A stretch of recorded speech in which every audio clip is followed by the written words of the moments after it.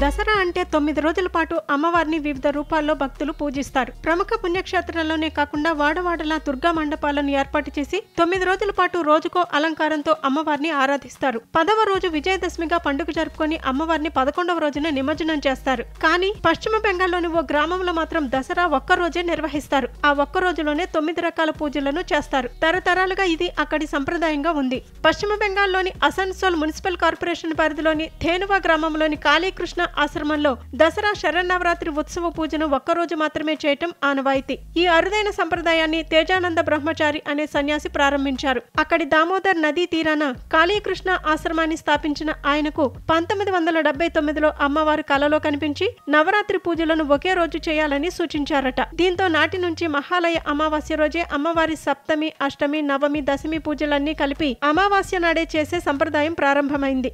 ఈ పూజలలో భాగంగా 9 రకాల పవిత్ర పత్రాలతో తయారైన నవపత్రికకు జలాభిషేకం చేసి అమ్మవారి విగ్రహం ముందు ఉంచుతారు. ప్రత్యేకంగా జయ విజయాలతో కూడిన అమ్మవారి విగ్రహం మాత్రమే ఇక్కడ ప్రతిష్ఠించి పూజిస్తారు. పూజలు పూర్తయిన తర్వాత నవపత్రికను నదిలో నిమజ్జనం చేస్తారు. విగ్రహం మాత్రం భక్తుల దర్శనార్థం అక్కడే ఉంచుతారు. కానీ ఎలాంటి పూజలు నిర్వహించారు. ఈ ప్రత్యేక ఉత్సవాన్ని చూడటానికి స్థానికులే కాకుండా చుట్టుపక్కల జిల్లాల నుంచి కూడా పెద్ద సంఖ్యలో భక్తులు తరలివస్తారు.